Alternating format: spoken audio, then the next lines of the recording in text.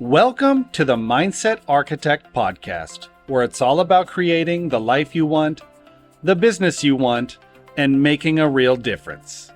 Join us in unlocking the code to true success. And now your host, Tony Caliendo, Master Coach with Rethink Coaching. Welcome to the Mindset Architect Podcast, episode number 84. I'm Tony Caliendo, Master Coach here at Rethink Coaching. And as always, I want to just take a minute and thank you for sharing your time with me. Time truly is our most valuable asset. And the fact that you're willing to share your time with me truly does mean a great deal. So welcome to episode 84. I want to talk today about something that many of us may be experiencing. I know I have myself multiple times, and I want to share with you some thoughts around resistance. I know we've talked a little bit about this in the past, yet today I really want to lean into why and what happens when we resist. One of my favorite quotes is by Steven Pressfield. And he says, the more important an activity is to your soul's evolution, the more you will resist it. I want you to sit with that for a second. I'm going to read it to you again. The more important an activity is to your soul's evolution, the more you will resist it. And so let that simmer for a minute and just think about that the important things in our life, the important things to our evolution, the important things to our growth may be the very thing that you find yourself resisting the most. And I know for myself, I've done it numerous times and will still find myself in a space of resistance. Yet now I know that at times that resistance can be a huge signal to me that what I'm resisting is really important and to spend some time with it. I want to talk about a couple things around this. I want to unpack this idea together with you and explore why resistance appears and how we can overcome it by just doing a few simple things. So first, let's define what we mean by resistance. Steven Pressfield describes resistance, which is what I love, as an internal force that makes us hesitate, procrastinate, and avoid an activity or activities that are vital for our growth. You might feel it as self-doubt, fear, or even distractions that pull you away from what truly matters. And I think that's really important when we are going to be talking about resistance, that we're on the same page about what it truly means. And it is really an internal force. I think a lot of times we view resistance coming from the outside, pushing us back. In this instance, I want you to think about resistance as an internal thing, an internal force that is causing you to hesitate, procrastinate, or avoid. Really important. It's funny when I think about this in my own life. I think about the numerous times, both in my corporate career and in my career in the real estate industry and in coaching, how every time I was up for a promotion or I was in alignment for another job or another project as a coach or another opportunity as a coach, that resistance would show up. And my resistance shows up as procrastination. It's like I want to just push it away for a while until I'm really comfortable with it, push it away until I can process all of the fear that comes with it. I want to push it away. And when I'm doing that, again, it's a signal to me that I'm resisting something that's really important. For me, there's a project I took on lately with another company that has required me to show up in a very different way, both physically and content specific. And in the beginning, when we started talking about this, I was resisting it. And I realized I was resisting it. And here's what's funny about it. One of my objectives and goals for 2025 was to do more public speaking. And that's really what this was. It was speaking to groups of people. One of my goals for 2025 was to increase group coaching programs that Rethink has to offer. This is a group coaching program. So when I felt myself resisting it and realized that it was really part of two of my major goals for 2025, I knew the resistance was significant to the evolution of my soul, to the evolution of me, to the evolution of my business, to the evolution of my dreams, my vision, all of that. So I sat with it for a while and realized that it really wasn't because of fear. I know the content extremely well. It was more resistance for time. I felt like I was going backwards and giving up some freedom and flexibility because this requires me to fly to a different city. It requires me to be present for really a day and a half. It requires a lot of my time. And so I was resisting it just based upon my unconscious brain telling me I didn't have time. And it wasn't until I unpacked it for myself that I thought, what is it that I am resisting? Is it self-doubt? No. Was it fear? No. Was it a distraction? Maybe I felt like this was going to be a distraction away from some of the other business ventures that I have going on right now. And I really did sit with it and realize that it simply was a time management issue. And once I wrapped my brain around how I would manage that, how I would process that, suddenly the resistance was gone and I'm having an amazing time. And I'm working with some amazing agents and we're growing together, which is exactly what I wanted to do. So resistance will show up in times that it's truly important. And you just have to sift through the layers to get to what it is that's causing you the resistance. So spend some time and think about what you might be resisting right now and evaluate why. Is it doubt, self-doubt, fear, distractions? What is it? Why are you hesitating, procrastinating, and avoiding taking an activity or an action that is vital to your growth? The second thing that's important for us to think about is that there are some soul-centric activities that we might be resisting. And those are the endeavors that really resonate deeply within our values and our aspirations.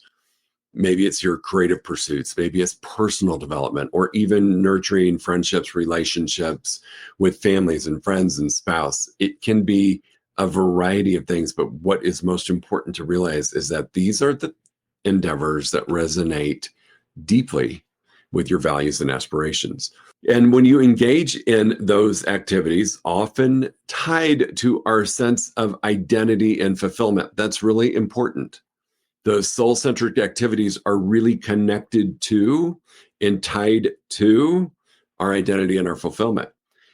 When you are on the path of doing something that matters, whether it's a new job, whether it's hiring your replacement, whether it is growing your team, whether it is moving up in the financial income bracket for yourself, your family, and your team, whatever it is, on that self-discovery journey, that's when you might experience some resistance, which I find to be very humorous. I have to look at it that way, that we would resist the one thing that is a soul-centric activity that is deeply connected to our values and aspirations. Why in the world do we do that?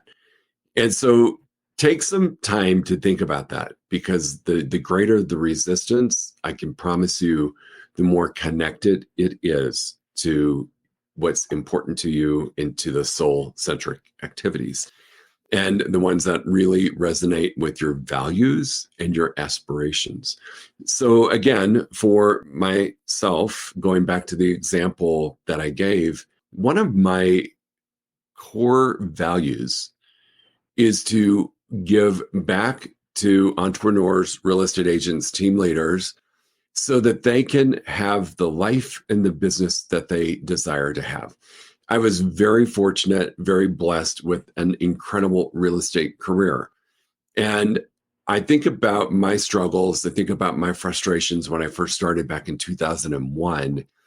And I want to help someone who had the passion that I have to make this thing, this whatever they're an entrepreneur in, whether it's real estate or another sales or a different business, to allow them to have that passion come to fruition, to have it become their reality.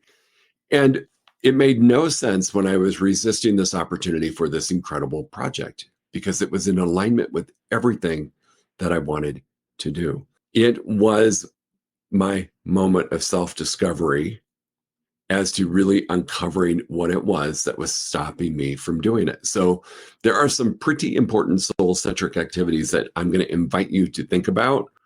And when you're thinking about the projects or the tasks or the strategies or the activities that you're resisting doing, Spend some time to reflect on that.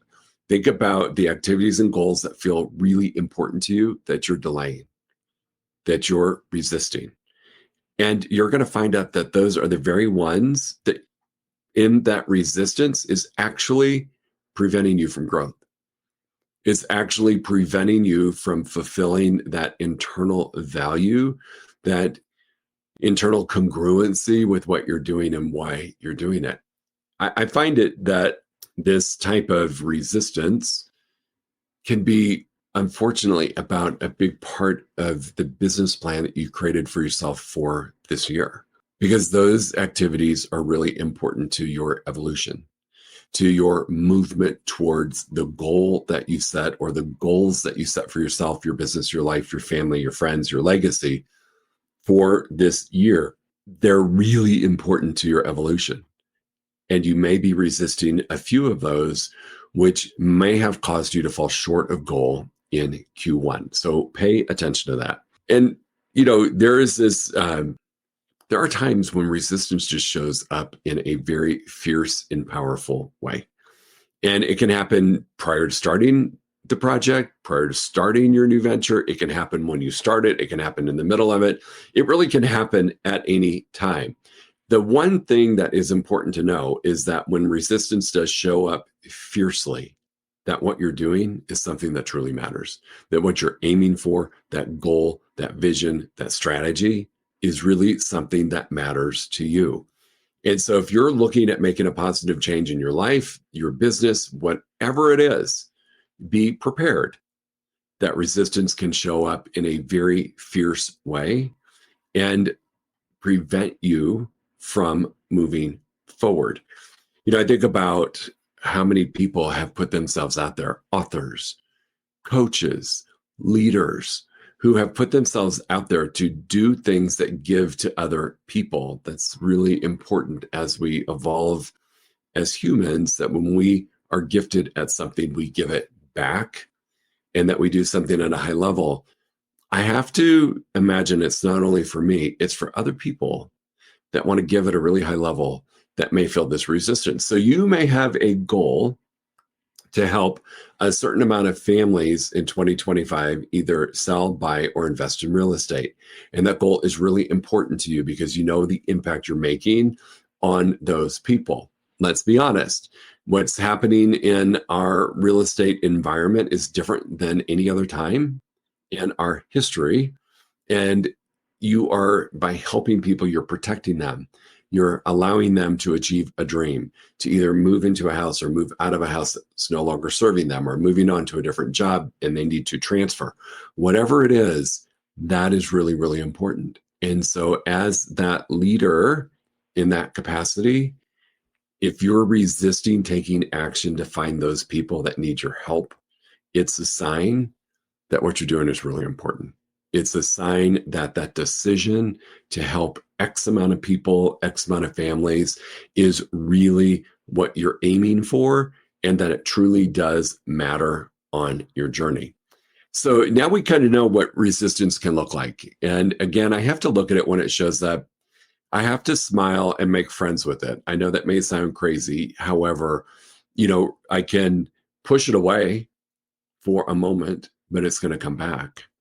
I can hold it at bay for a certain amount of time, yet that resistance is something critically important. And so the longer I hold that resistance at bay, the longer I'm actually delaying my ability to move forward and move towards what is so critically important. So a few things to do when you want to overcome resistance. So these are a few practical strategies that can help you push past the resistance. Number one is just awareness.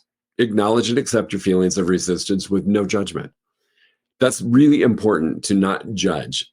We tend to beat ourselves up a bit when we are resisting doing something or we're failing, right? If you're resisting and not taking action, it could be viewed as failure. So I would just say, know that resistance is a natural part of the process of growth and evolution. So give yourself some grace, no judgment, and just look at the resistance for fact of matter. What exactly is it? What am I resisting? And dig around a little bit about that, just to acknowledge and accept it's there. The second thing is you may have set such a impactful goal, and it's such a stretch from where you are to where you want to be. So if you've never sold 80 homes in a year, or let's say you're at 30 and you've set this big goal, you could have made too big of a leap in your mind. You can absolutely go from 20 to 80. Yet we may have made this big leap and we're resisting it for a lot of different reasons, right? So number one would be, I would say, look at what you're resisting and ask yourself, do I need to take some small steps to ultimately get into action? And that's okay if you do. For the clients that we coach, we have them look at a 3-year, a 1-year, and a 90-day. And we do that on purpose because the 90-day is breaking things down into small steps, little sprints that we're running for 90 days. We've taken this bigger goal or this bigger vision, and we've broken it down into small steps, which allows you to grow quarter after quarter after quarter. 90 days is a quarter team. That's why we look at the next 90 days. And so breaking it down into those small steps can be helpful. If it's an activity, so let's say you decided to start journaling this year and you've not done it. You just haven't done it. You've been resisting journaling or resisting meditating or resisting taking action towards an exercise. Just start with 10 or 15 minutes a day focused on that activity. For me, at this stage of my life, I can journal for a very long time. In fact, I can get so engrossed in my journaling, more than 5, 10, 15, 20, 25 minutes will go by. But in the beginning, I struggled just journaling for 5 minutes. And so you may have to break it down into 90-day sprints, smaller actions. You might break it down into smaller chunks of time. I'm just going to journal for 5 minutes a day for the next 10 days. And then I'm going to increase it to 10. And then I'm going to increase it to 20. And then I'm going to let it be whatever it needs to be. But you're taking these small steps. So that's really important in overcoming resistance. If there's a huge canyon in between where you are and where you would like to be, break it down. I promise you, it will feel more consumable. It will feel more achievable. It will feel more practical. And you may be able to release some of that resistance in just doing that one thing. The other thing to do to let go of resistance is accountability. Share your goals. We've talked about this. Share your goals with a friend or a mentor who will help keep you accountable. Not someone that's going to tell you, it's okay, you didn't do it. You can do better next time. No, you want somebody to hold you accountable. Ideally, that would be a coach, because I will share with you, it happens often enough that clients that I am coaching will resist taking an activity. And if you've ever worked with me one-on-one, if I believe in your possibility and I believe strongly that this thing will get you to goal and you were in agreement at some point, I am like a dog with a bone, and I'm going to continue to push you until we work through the resistance to figure out why you're resisting it. And once we do that from an accountability perspective, man, the chains are taken off and you're off and running. You're no longer anchored to resistance. You've let it go. So accountability is incredibly important as you're looking to let go of or overcome resistance.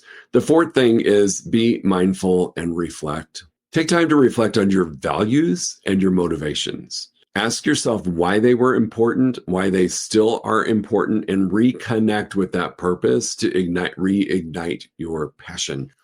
I'm going to be honest. There are times that I get scared. I get scared that, what I have for my motivation, which is external people, my team, my family, my friends, my legacy, that stuff is external. And sometimes I'm so fearful that I'm going to let, especially my family, down and myself. And so I need to constantly remind myself what my motivation is and why. What are the value? What are the impact? And spending time with that and reconnecting to those is tremendously important for helping you work through resistance. It's really hard to work with someone who is not motivated. You can't want something more for somebody than they want it for themselves, and that includes yourself. So you have to find the motivation. It's just like when we work with clients. If I'm working with a client who has zero motivation, it's really hard for me to pull some levers to get them to see the importance of taking action, the importance of letting go of the resistance. If they're totally fine with where they are financially, totally fine with where their business is, if it grows, great. If it doesn't, it's okay too. That's a lack of motivation. And that is a really difficult one. And I would go to say that that is a form of resistance. You're resisting making a decision. You're resisting committing to doing something different. It's all connected. So really spend some time reconnecting with your purpose. It will ignite your passion, especially when you can connect all of that to motivation, impact, and goals. So resistance is a real deal, team. And I think as you evolve in your careers and your life, you're going to find yourself resisting things more often because you're doing different things more often. And once you master a task or you master a strategy, and it's time for the next stretch, that's when this all can come up for yourself. So pay attention. Resistance to me is a lot like failure. I look at it for a lot of lessons that are buried within it. Resistance holds a ton of lessons. If you embrace it, if you acknowledge it, if you just sit with it and honor that it's there and it's there for a reason, and uncover and unpeel until you get to the core or the root of what the reason is you're resisting. Again, Stephen's quote is truly, truly one of my favorite things in the world. The more important an activity is to the evolution of your soul, the more you will resist it. So team, if you are having challenges with this and you find yourself in a place of massive resistance and you need a little extra help, reach out to me directly. Tony@rethinkcoaching.com is my email address. You can send a direct email to me. I'll send you a link to my calendar. You can go on our website, register for a free 1-hour strategy call. Happy to talk to you about this or anything else. I am always happy to help. It's one of my values, is to help someone who has a goal to do something differently or bigger than what they're currently doing. And if I can help in any way, I'm always happy to do that. So do not hesitate to reach out. You can Google me. You can find my cell phone. You can find a million ways to get a hold of me, social media, whatever it is. If you need help, raise your hand, step up, and I will be there to help you out. Go make it a great week. We'll talk to you next week. If you enjoyed listening to this podcast, you must come check out the Mindset Architect Group Coaching Program. It's our monthly program where we explore the power of your mindset, help you identify what you truly want in business and life, and then help you reach those goals. Come check us out at rethinkcoaching.com/group-program. That's rethinkcoaching.com/group-program. We'll see you there.